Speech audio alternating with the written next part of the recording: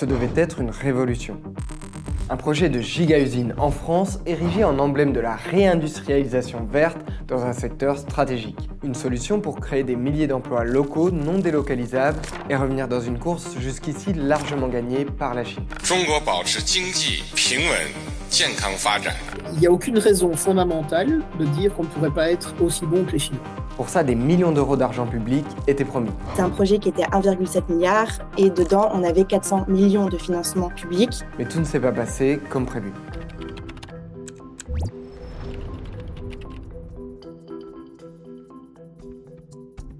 Marseille 2023. Emmanuel Macron décrit son plan pour redresser l'industrie française. Je crois à la réindustrialisation par l'écologie. Parmi les méga-projets mis en avant, il y a Carbone. Our ambition, participate in the reindustrialization. L'ambition de Carbone, devenir en quelques années un mastodonte de l'économie européenne et intégrer le top 10 mondial de son secteur stratégique. Ce projet, il veut d'abord pallier un échec, une défaite de l'industrie française et européenne face à la Chine. Si je vous dis panneaux solaires, vous pensez peut-être transition énergétique, énergie verte, toiture d'à côté ou encore intermittence. Mais derrière ce terme se cache une bataille industrielle acharnée, qu'on retrouve dans de nombreux autres secteurs, avec un grand gagnant jusqu'ici, la Chine. Ce pays produit 80 à 90% des panneaux solaires et de leurs composants utilisés dans le monde. L'UE est extrêmement dépendante de la Chine pour ses importations de panneaux photovoltaïques. Pourtant, rien ne laissait présager cette domination. Début des années 2000, l'Europe développe une avance considérable dans le secteur du solaire. La France elle-même compte l'un des fleurons mondiaux du secteur, Photowatt. Créée en 1979, l'entreprise figure parmi les principaux fabricants de cellules et de panneaux solaires de la planète. Photowatt, ce fut une véritable gloire nationale jusqu'il y a 20 ans, un des premiers producteurs de panneaux solaires en France. À l'époque, en volume produit, c'est l'Allemagne qui domine le marché mondial. Notre voisin installe des millions de panneaux sur ses toits et exporte même une partie de sa production, le tout rendu possible par des politiques publiques inédites. Il y a eu des politiques incitatives avec donc les tarifs de rachat garantis qui visaient à stimuler la demande et l'innovation. Cette industrie photovoltaïque, elle a été renforcée par des politiques d'innovation technologique. Rien qu'entre 2000 et 2012, les capacités de production d'électricité solaire en Allemagne sont multipliées par 340. Des fabricants comme SolarWorld ou QCell illustrent le dynamisme de la filière où l'Europe occupe alors une place centrale. Mais pendant ce temps, la Chine construit elle aussi sa stratégie et elle est prête à y mettre les moyens. Bientôt, des champs de panneaux solaires y couvrent des paysages à perte de vue, notamment dans des déserts, comme dans le Qinghai, le parc solaire de Talatán ou de Yurtmorin, et dans le Xinjiang, celui de Midong. 目前已成为世界利用新能源、可再生能源第一大国。 Pour en arriver là, l'État chinois met en place un soutien très massif aux fabricants avec plusieurs outils. Des prêts avantageux, des subventions directes pharaoniques, du soutien aux exportations ou encore d'importantes incitations à investir. Il y a un exemple que moi j'adore, c'est la société Tongwei, qui est un champion de l'élevage industriel de poissons. Donc quelque chose qui n'a absolument rien à voir. Et une société qui fait des milliards de bénéfices va être invitée par le gouvernement à investir dans des secteurs d'avenir. Eux ont choisi d'investir dans le photovoltaïque. Et plein de sociétés ont investi dans du manufacturing photovoltaïque. L'État chinois organise aussi une planification industrielle à long terme et à très grande échelle, ce qui permet de réduire drastiquement les coûts. En fait, plus on produit en grande quantité, moins ça coûte cher. On appelle ça les économies d'échelle. Des mastodontes émergent comme Longi ou Jinko par exemple. Autre atout du pays, la Chine ne se contente pas de l'assemblage final.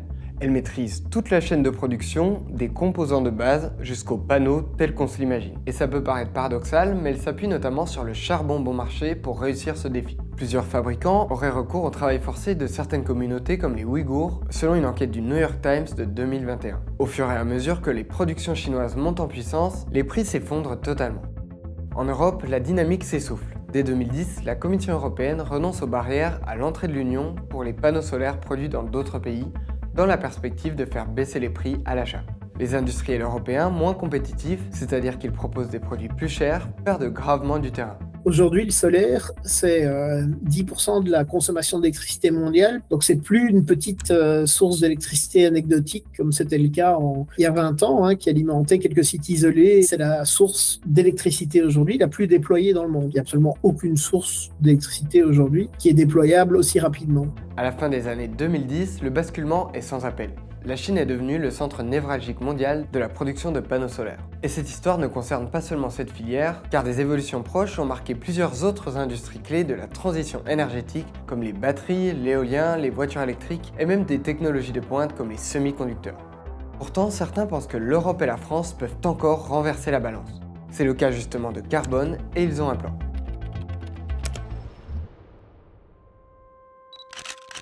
Ce serait une giga-usine inédite en France, portée comme un emblème de la réindustrialisation du pays. Son implantation nécessiterait à elle seule 500 mètres de large sur 1 km de long. From 2025, we will manufacture and market competitive, high performance, reliable, durable, and low carbon photovoltaic products. Ce pari est officiellement annoncé en 2022. Derrière, il y a l'entrepreneur Pierre-Emmanuel Martin et une poignée d'autres personnes. C'est là l'ambition, hein, c'est de réussir à revenir sur notre souveraineté, notre indépendance. On s'est dit, mais est-ce qu'il y a une raison objective pour laquelle les Chinois seraient les seuls à être capables de produire des panneaux photovoltaïques et d'autres composants? Et la réponse, elle est assez évidente, c'est non. Gaëtan Masson, il accompagne Carbone dès ses origines. En fait, il a un institut qui vend des conseils aux entreprises du secteur. Pour gagner ce pari de la réindustrialisation, les fondateurs du projet savent qu'ils doivent trouver un moyen de concurrencer l'excellence chinoise et ses prix très faibles. Pour ça, ils établissent donc un plan bien précis. Déjà, ils sont convaincus que leur production répond à un vrai besoin de la société française et européenne. À l'époque, plusieurs crises, puis la guerre en Ukraine, ont déjà perturbé l'approvisionnement en énergie du continent. Ce qui est important de rappeler, c'est le coût de la dépendance aux énergies fossiles en 2022. Au plus haut de la crise énergétique, on a importé pour de 650 milliards d'euros d'énergie fossile. Le monde est par ailleurs de plus en plus confronté aux effets du réchauffement climatique. Dans ce contexte, dans le monde comme en Europe, l'Agence internationale de l'énergie constate un boom du photovoltaïque, qui accélère encore dans ses projections jusqu'à représenter un tiers de l'électricité mondiale en 2050. En France, les différents scénarios de RTE, qu'ils misent sur plus ou moins de nucléaire ou plus ou moins de renouvelables, projettent dans tous les cas une multiplication des capacités solaires par 7 au minimum. Nous devons avoir une stratégie très précise sur chaque énergie renouvelable. En priorité, le solaire. D'ici 2050, nous multiplierons par près de 10 la puissance installée. Il faut bien recommencer quelque part. Et l'avantage du photovoltaïque, c'est que, comme je disais, on maîtrise encore les technologies. On reste très très bon d'un point de vue recherche et développement. Pour ses fondateurs, la giga-usine Carbone aurait plusieurs autres avantages. Alors que le pays a perdu pendant des décennies des salariés dans l'industrie, ça permettrait selon eux de créer 2000 à 3500 emplois directs d'ouvriers, d'ouvrières, d'ingénieurs, etc. C'est certes moins que les 31 000 salariés environ d'Airbus en Occitanie ou que les 4300 salariés de Renault à Douai, mais c'est bien plus que la moyenne d'environ 115 employés par entreprise industrielle en France, en dehors des micro-entreprises, ce qui donne une idée de l'ambition. Ça pourrait aussi éviter les risques de travail forcé qu'on a évoqués précédemment. Et puis, par rapport à une production en Chine, fabriquer des panneaux solaires en Europe pourrait permettre de diminuer par 2 les rejets de gaz à effet de serre, selon cette note universitaire de l'époque. Face à la concurrence des prix bas, Carbone pense avoir trouvé une recette qui repose sur plusieurs ingrédients. D'abord, une automatisation importante, des investissements significatifs en recherche et développement et le choix de technologies récentes. Mais un deuxième ingrédient est fondamental, c'est la taille. L'objectif annoncé est d'intégrer le top 10 mondial des fabricants dès 2030. Tout ça s'inscrit aussi dans un contexte où on a d'autres projets de gigafactories, giga-usines qui ont lieu à travers le monde. Donc on peut penser aux usines de Tesla, la gigafactory de Verkor, encore de Northvolt en Suède. L'objectif, c'est d'avoir des économies d'échelle et de pouvoir aussi faire face à une demande qui serait forte. L'envers de ça, c'est que ça peut vouloir dire, en tout cas dans le premier temps, des coûts qui sont assez élevés au démarrage. On se rend compte qu'en gros, une usine de 5 gigawatts, c'est une usine qui est à une taille suffisamment efficace pour arriver à un surcroît de coûts raisonnable par rapport aux Chinois à ce moment-là. C'est grosso modo la taille du marché français. C'est le tiers du marché allemand. À ce moment-là, ça fait totalement sens. Enfin, un dernier élément déterminant pour les fondateurs, ici aussi inspiré du modèle chinois, c'est de rassembler toute la chaîne de production de A à Z en France dans un seul endroit. En résumé, pour les panneaux solaires, Carbone partirait du silicium, une sorte de quartz abondant sur la planète qui est la matière première de base des panneaux qui sert en gros à transformer la lumière du soleil en électricité. Carbone transformerait ce silicium en lingots, puis les scierait en plaquettes surnommées wafers, avant d'en faire des cellules photovoltaïques finalement assemblées en panneaux solaires. Carbon photovoltaics made in France. Cette usine est même présentée comme un modèle pouvant être répliqué dans d'autres sites européens si le pari réussit. Nous allons soutenir le déploiement de ces gigafactories pour avoir demain en France une indépendance en termes de production de panneaux photovoltaïques. La Chine dominait sur les coûts de production très faibles, mais l'Europe pouvait se distinguer par une qualité ou une sobriété des processus de production avec des panneaux dont l'empreinte carbone aurait été inférieure. Ensuite, ils mobilisaient des technologies de pointe avec donc des cellules à hétérojonction ou tandem qui sont plus performantes que le silicium standard, et ils auraient pu être vendus sur des marchés sur lesquels il y avait un consentement à payer plus important pour la production d'une énergie plus propre et plus locale. Une fois le plan de ce mastodonte imaginé, il reste à passer à la réalisation. On a dit on va déployer partout des panneaux solaires, mais ils seront produits en Chine. Très mauvaise idée. Nous avons 2 grands projets que nous voulons développer pour reproduire des panneaux solaires en France. L'un d'entre eux, avec Carbone, doit se développer dans la région. Carbone participe à plusieurs sommets Choose France créés par Emmanuel Macron pour encourager les investissements dans le pays. Très vite, la start-up est repérée et soutenue par des centres de recherche publics et la région Provence-Alpes-Côte d'Azur. Ce dossier, c'était une véritable chance pour notre territoire. On était tous conscients qu'il contribuait à cette transformation de l'industrie et à cette souveraineté industrielle. En parallèle, en 2023, l'Union européenne adopte le Net Zero Industrial, un texte visant à relocaliser une partie de la production de technologies énergétiques propres sur le continent. L'objectif, c'est que d'ici 2030, 40% des besoins européens en matière de technologies vertes soient produites localement. Et ça promet d'ouvrir d'importants débouchés pour Carbone. Reste alors à trouver un lieu avec suffisamment de place pour ce projet XXL. C'est Fos-sur-Mer, à côté de Marseille, qui est finalement sélectionné. Et le lieu n'est pas choisi par hasard. C'est depuis longtemps un site industriel majeur en France, un bassin de production sidérurgique, entre autres. Pour les promoteurs du projet, c'est l'endroit parfait pour faire sortir de terre une giga-usine ayant pour ambition de produire 10 millions de panneaux par an. Des sites de l'ordre de 50-60 hectares, avec une connexion au réseau suffisamment importante, parce que toute la partie fusion des lingots et des coupes, c'est quand même hautement consommateur d'électricité, avec un accès à l'eau, parce qu'il y a des besoins de refroidissement, de nettoyage, etc. Ça a limité significativement le nombre de sites. Et Fos a un avantage considérable, c'est qu'il est près du port. Tant pour importer des matières premières que pour les exporter, c'était globalement l'endroit idéal. L'entreprise lyonnaise à la base investit même localement en devenant par exemple sponsor de l'équipe de foot ES Fos. Mais certaines oppositions apparaissent. Par exemple, la Fédération départementale de France Nature Environnement s'inquiète de l'impact d'une telle installation sur la nature locale et les riverains. On avait donc 2 grandes réserves, une réserve sur la localisation et une réserve sur la potentialité, la faisabilité économique d'un tel projet, c'est-à-dire qu'on est sur des sites où la biodiversité a repris ses droits et que donc à partir de là, on se retrouve face quand même à un impact quand même très fort sur les espèces végétales, animales. À cet endroit, l'usine doit aussi être raccordée à une nouvelle ligne à haute tension qui devrait notamment traverser la Camargue voisine. Ces lignes à très haute tension qui nous sont annoncées en Camargue, c'est quelque part un renoncement à l'accord qui avait été passé dans les années 60-70 sur le fait que on urbanisait Fos-sur-Mer, qui ont laissé effectivement toute cette zone intermédiaire à l'état naturel. Et donc, on était assez opposé à l'implantation de ce projet en donnant la piste d'une implantation plutôt sur une friche industrielle. Personne n'a envie d'avoir une ligne haute tension au-dessus de sa tête. C'est très fameux. Je veux bien quelque chose, mais je ne le veux pas chez moi. Mais l'ensemble des discussions locales qui a eu lieu avec les élus locaux et avec la population a été plutôt accueilli positivement. En 2024, pour accélérer le projet, le Premier ministre de l'époque, Gabriel Attal, signe un décret faisant de Carbone un projet d'intérêt national majeur. Concrètement, c'est un label qui permet d'obtenir des dérogations en ce qui concerne l'urbanisme et la destruction d'espèces protégées, et aussi d'être priorisé dans les processus administratifs. Début 2025, l'enquête publique se conclut sur un avis favorable sous réserve du respect des engagements, notamment pour moins dégrader l'environnement. Mais Carbone doit relever un autre défi. Le projet représenterait entre 1,5 et 1,7 milliard d'euros et il faut donc trouver d'importants financements publics ou privés.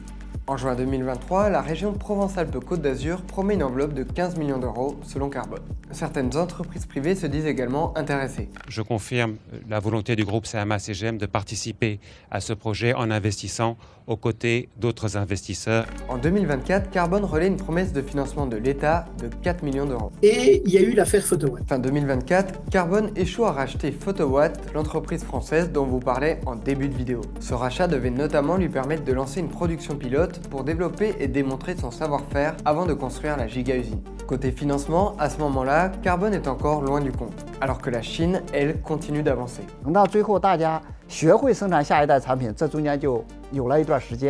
Résultat, les prix des panneaux solaires continuent à descendre rapidement. Carbone doit donc adapter son plan pour espérer être compétitif. Fin 2025, changement de cap. Carbone annonce désormais un partenariat avec l'un des leaders chinois du secteur, LONGi. Le partenariat avec LONGi, on a vraiment un revirement stratégique, puisque avec Carbone, il était question d'autonomie technologique.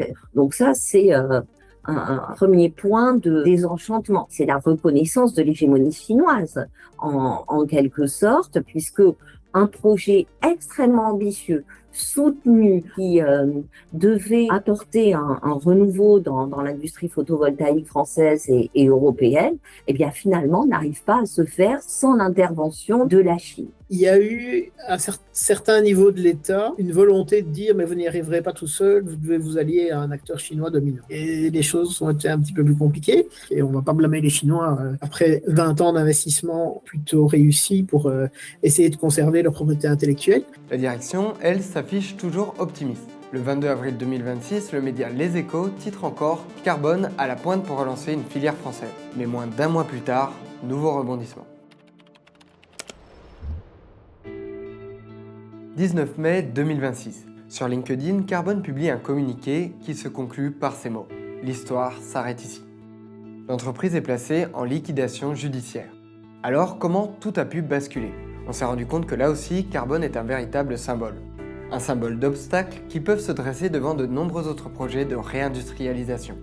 Moi, je dis très souvent, entre les actes et les paroles, il faut suivre les actes, il n'y a pas eu d'actes. Alors je précise que la direction n'a pas répondu à nos demandes d'interview. Selon une source, elle n'aurait juridiquement plus le droit de travailler sur le projet. Partons donc du communiqué de l'entreprise qui pointe une première cause majeure. Selon lui, un tel projet aurait exigé sur quelques années l'existence d'un marché spécifiquement dédié aux acteurs européens. En gros, des outils allant à l'encontre des logiques de libre-échange et permettant de favoriser les produits made in Europe face à la concurrence d'autres pays.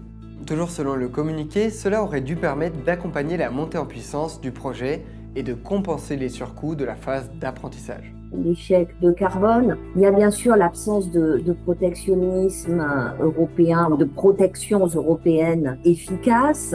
Donc ça, c'est vraiment un pan explicatif très important qui n'est pas spécifique au photovoltaïque et qui s'explique donc par ces divergences d'intérêts industriels entre les États membres.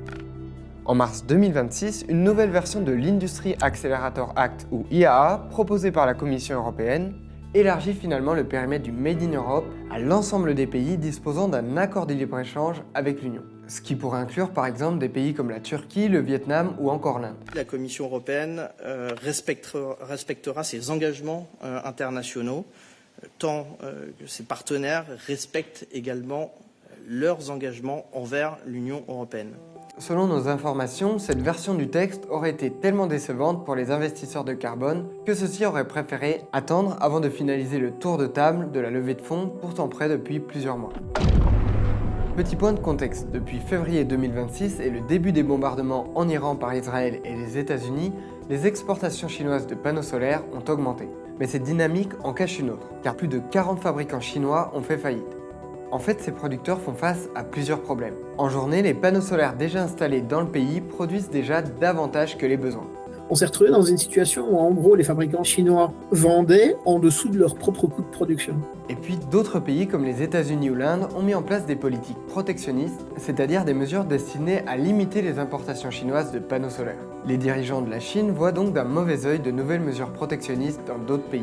Depuis que nos amis américains, depuis le début de la deuxième présidence d'un certain Donald Trump, ont décidé qu'ils nous feraient une guerre commerciale sans merci, la Commission essaye de conclure, et de manière plutôt réussie, un certain nombre d'accords commerciaux. C'est qu'il faut bien comprendre que l'économie aujourd'hui de l'Union européenne, c'est une économie globalement exportatrice. Et donc, toutes les discussions ont visé à éviter de froisser nos partenaires commerciaux. C'est compliqué, c'est très compliqué. Ce qu'on peut observer, c'est que il y a en effet un soutien qui est assez faible pour la filière du photovoltaïque. C'est un contraste fort par rapport à, par exemple, l'industrie automobile, l'industrie de la sidérurgie, qui sont des industries qui sont majeures pour l'Europe. On est convaincu que le texte va être amendé par le Parlement et que Carbone était aussi au bout de ses capacités financières.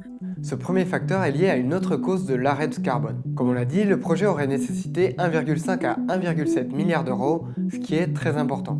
Là-dessus, Carbone fixait une cible de 400 millions d'euros de subventions directes publiques en investissement. Début 2026, Pierre-Emmanuel Martin annonçait 250 millions déjà acquis grâce à des engagements de l'État et de la région Provence-Alpes-Côte d'Azur. Mais à côté de ça, l'entreprise n'a pas réussi à réunir suffisamment de financements publics et privés pour combler les plus de 1 milliard restants. Évidemment, on est déçus parce que c'est un investissement de chacun, à la fois du porteur de projet qui a investi aussi, il ne faut pas oublier, personnellement de l'argent privé. Donc déjà, et puis se dire qu'on a perdu un projet qui était pour nous un petit peu une locomotive, même si ça ne change strictement rien à l'avenir des projets qui s'implantent sur notre territoire. L'aspect de manque de soutien financier, industriel est aussi à mettre en avant avec des aides qui arrivent trop tard, une pérennité des aides qui n'est pas garantie. Les États européens n'ont pas les moyens du gouvernement chinois pour soutenir les entreprises et investir dans ces secteurs. En fait, ce genre de projet est exactement comme le nucléaire. Il ne peut quasiment pas être financé avec de l'argent privé sans soutien public. Pourquoi ? Parce qu'il y a une peur des investisseurs par rapport aux investissements industriels. Précisons que depuis le début, le cofondateur de Carbone estime avoir dépensé près de 21 millions d'euros, dont moins de 2 millions de fonds publics. Parmi les autres facteurs qui n'ont pas facilité la tâche du projet, des hésitations ou revirements dans le soutien au développement du solaire en France et en Europe. Le nucléaire apporte une capacité à être pilotable bien plus que le renouvelable. Il est un complément de cette énergie. Donc maintenant, il faut remobiliser notre finance. Puis, les élections de 2022, on est dans un contexte politique plus instable, avec une absence de majorité à l'Assemblée nationale, avec des annonces de coupes budgétaires pour la transition écologique et avec aussi des textes attendus dans le domaine de l'énergie, par exemple la programmation pluriannuelle de l'énergie, qui a été aussi beaucoup retardée. Au niveau européen, on a aussi un contexte plus instable au niveau politique. Plusieurs partis, classés à droite ou à l'extrême droite par exemple, ont voté à plusieurs reprises contre le développement des renouvelables, préférant le développement des énergies fossiles ou du nucléaire. Alors que les fondateurs de Carbone voyaient le solaire comme complémentaire à d'autres formes d'énergie dont le nucléaire. Puis peut-être qu'il y a eu des facteurs internes à Carbone aussi qui expliquent les difficultés et l'échec qui a été constaté avec probablement, là encore, c'est fréquent, une sous-estimation des coûts, une sous-estimation des délais. Carbone était aussi une entreprise jeune qui n'avait jamais fait de production de masse, ce qui a peut-être conduit les investisseurs à douter de sa capacité à gérer un projet aussi massif. Dans le communiqué, Carbone indique rester convaincu que le travail accompli, les partenariats noués et la dynamique collective engagée constituent une base solide pour de futures initiatives. En Moselle, à Ambach, il reste un projet de giga-usine de panneaux solaires, Holosolis, qui vise lui 2000 emplois. Ce projet il est jusqu'ici maintenu. J'espère que Carbone sera un électrochoc et que ça aidera le projet Holosolis à se rendre compte que si on veut que ça fonctionne, il faut que les gouvernements se mobilisent. Le plus important, c'est de garder un environnement réglementaire et politique qui soit prévisible pour réussir à sécuriser les investissements privés. Le deuxième levier, c'est d'utiliser la commande publique pour créer des débouchés. Et le troisième point, c'est de dérisquer les investissements avec des garanties qui peuvent être notamment gérées par la Banque européenne d'investissement. L'enjeu, c'est vraiment définir ces secteurs stratégiques pour lesquels on va vouloir orienter des aides publiques. La première chose, c'est s'interroger sur la manière de protéger le marché européen de manière coordonnée. Ça pourrait être la création d'un fonds de souverain européen qui serait dédié à la réindustrialisation verte. Ensuite, il y a des alliances qui pourraient être envisagées, des alliances européennes. Il faut que l'exemple de Carbone, un exemple de plus, serve pour l'ensemble de la politique de réindustrialisation. J'espère que cet épisode vous aura intéressé. Dans cette vidéo, on a décidé de ne pas aborder les différents scénarios énergétiques qui peuvent exister pour l'avenir de la France, mais ça pourrait faire l'objet d'une autre vidéo, alors n'hésitez pas à nous le dire dans les commentaires. Un grand merci à Inès qui a coécrit cette vidéo et à toutes les équipes qui ont travaillé sur le sujet. Si ce type de vidéo vous intéresse, n'hésitez pas à vous abonner à la chaîne YouTube de Brut. Et on se retrouve très rapidement pour un nouvel épisode de Lucas Explique.